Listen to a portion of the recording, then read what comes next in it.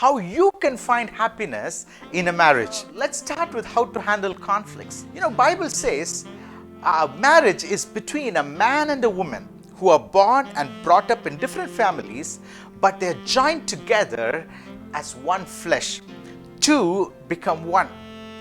But many a times, this happy union of marriage is torn apart due to conflict. What I've seen in common, the conflict occurs due to matters related to faith, finance, or family. What you believe in, or where do you invest your money? How do you spend the limited resources you have? Or how do you respect each other's family members? These may not be a big disagreement. It could be a small difference of opinion that can lead to huge frustration. You might have gone through similar disagreements with your parents before marriage, and that's fine. You're able to handle it well. But when it comes to your husband or a wife, you have to live with this person for your entire life till death do us apart. And you are right now one flesh. And when a husband or a wife thinks one way and the spouse thinks in another way, it basically rips that one flesh in two different directions, causing pain and suffering. This deep frustration leads to ever so many manifestations within a marriage. Some people get into a fit of rage, resulting in self-inflicted harm or harm that they inflict on others. Some go and find refuge in alcohol or drugs or some sort of distraction. And many of them end up in divorce. And if you analyze it a little bit deeper, you can understand it comes because of expectations that one has over the other. When you look at an expectation, you see two different people in it. One, you see a person who is expecting or who's asking. Another person who is the implementer of that expectation. So we have an expector and we have an implementer. So there are two roles in a conflict, right? So let's do a role play, and let's first take, as an expector, what do you normally expect? One is a nice to have, what you want your spouse to be, what to wear or to say, or conduct oneself. That's a desire. Number two is need that you have. You are requesting, can you do this please for me? And third one, corrections. It would be well-intended request that we place on our spouse to correct spouse's either behavior or talk or whatever it is. Now, if these expectations that you have on your spouse, if they are not met, that leads to frustration. Why? Because it is your only spouse and you are expressing, can you please do that for me? Either it's a desire or a need. And when the spouse does not do it, that leads to frustration. Or if you have a well-intended correction. Why? Because you're not correcting someone else. You're correcting your own flesh, the other part of your flesh. And that other part of your flesh does not understand your correction.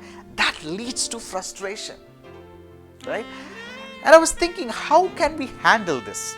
Number one, when you express our desires or requests, many a times we come out strong like a lion because we know that we own our spouse. And with that intention or with that mindset, we do express our desires, requests, or correction as that of a lion. So the first way to handle it is, instead of going in as a lion, let's go in as a lamb. Humble yet confident. And number two, especially with respect to desires and requests, there is no obligation from your spouse's side to fulfill them. Even though you are two flesh who have become one, get into a realization your spouse is still another physical person. And there is absolutely no obligation for that spouse to fulfill your desires, requests, or correction. And number 3, your spouse is not liable to you. Why do I say that? When you go up to heaven, you are not going to stand in front of the throne of judgment as a husband and wife. You know, people went to Jesus and asked to trick him. Jesus, this woman had 7 husbands. And when she dies, when she goes to heaven, whose wife will she be? And Jesus said, hey, you guys don't even realize what you're asking. There is nothing called marriage or giving in marriage or taking in marriage in heaven. You know, we all will be like angels. We are not going to be a spouse or a husband or a wife of so and so. Given that the relationship ends on this earth, when you go up to heaven, each one is accountable for his or her own actions. Which means, if your corrections, well-intended corrections, are not heeded to by your spouse, do not get frustrated, because this relationship of you with your spouse ends in this earth. If you really look at all these 3 things from a very high view, you will realize it basically means the relationship that you have in this earth with your spouse is only temporary. You know, when we come to that realization, we could easily get to the point of, hey, there is no obligation for you to perform what I wanted you to do.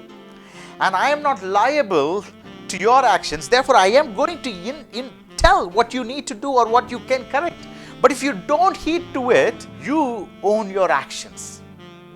And same way, when you are expressing your desires, be humble and confident, because if he or she does not fulfill your desires, so be it.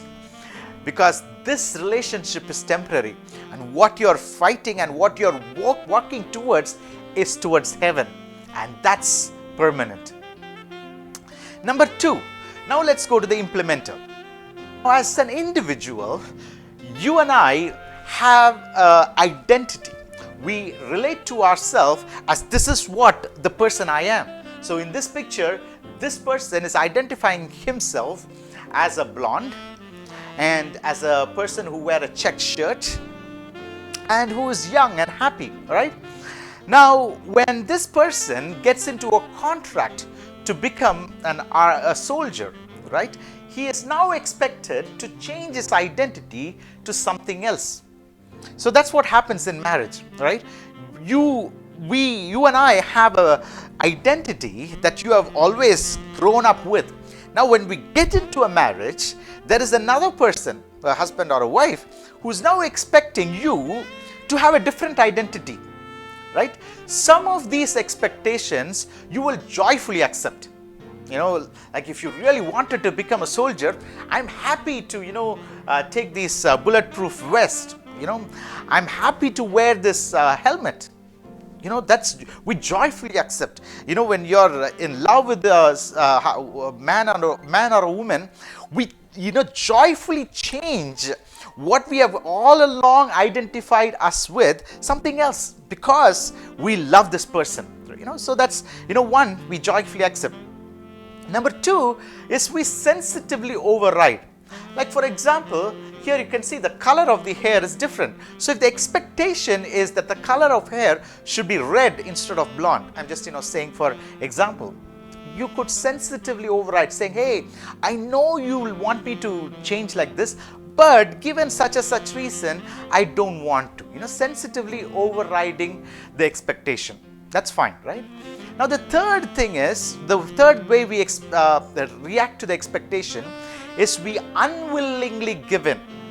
See, I don't want to change, but since you are nagging me, I am changing. We are unwillingly giving in. Or we insensitively override. We throw some insults and abuse and say, who are you to ask me to do that? Who are you to say this to me? And we insensitively override. The first two, joyfully accepting somebody else's expectation or sensitively overriding does not cause any conflict. But the third one does lead to frustration. When you unwillingly give in, or when we insensitively override. Now, how can we handle this? Let's look at 3 ways to handle. Number 1, when somebody is asking you to do something, your spouse is expecting something with you, do not commit if that expectation is a sin. That's given, right? It's okay to override, it's okay to say no if that expectation that your spouse has is a sin. Now, the next thing is just a contrary of these two, right? Do not insensitively override. I'm not saying you cannot override at all, but when you're overriding, try not to insensitively override. It takes a lot of investment here. It may not be very easily done as I'm saying it. It might be difficult, but you invest the time to not insensitively override. And finally, when you're giving in, don't give in unwillingly, willingly give in, right? These two requires a lot of investment of time. So if you really take these how to handle from a big picture, you can see it's basically investing yourself in this relationship, right? So we saw 2 aspects of conflict. One is the expector side of conflict and the implementer side of conflict and how to handle them. So it's like a balance, right? On one side, you invest yourself, right? You sensitively override and you willingly give in. This requires a lot of investment from your side. At the same time, when you are investing, it could lead to frustration because now your expectations is not met. So at that point, understand it is temporary. Whatever relationship you're having with your spouse is temporary, right? Given that it is temporary, understand that there is no obligation for your spouse to do what you ask her or him to do. At the same time, you are not liable to them, so when they don't accept your well-intended corrections, so be it. Now let's move on to the second topic, which is marital duty.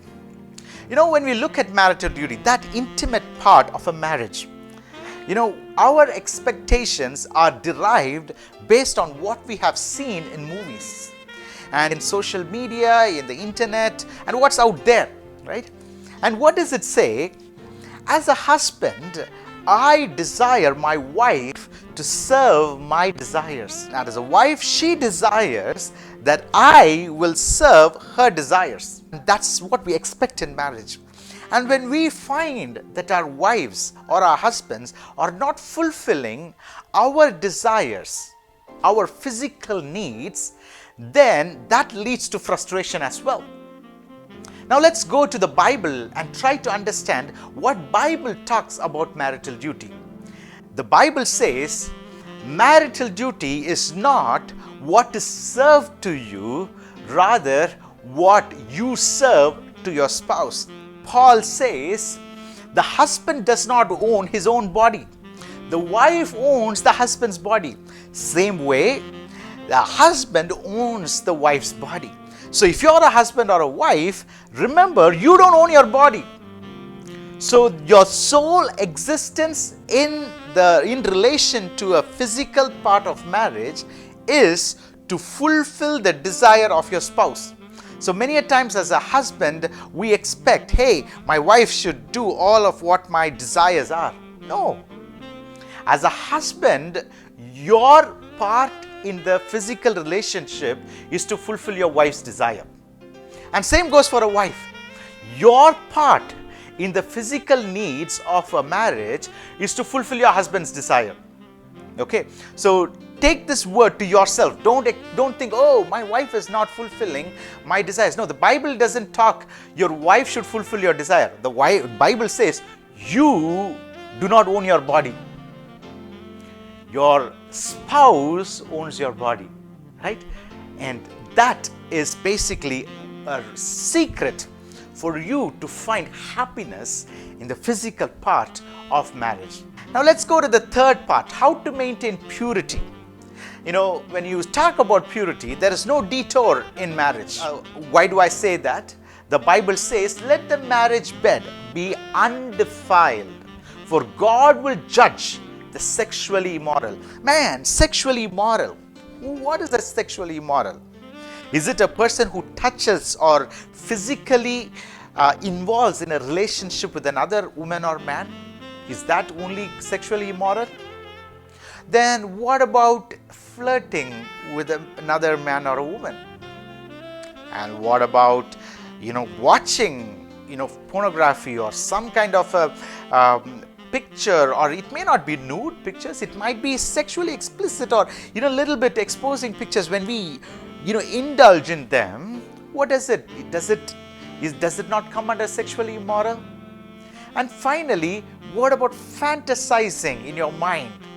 Many a times we don't, fall into the category of physically touching another person.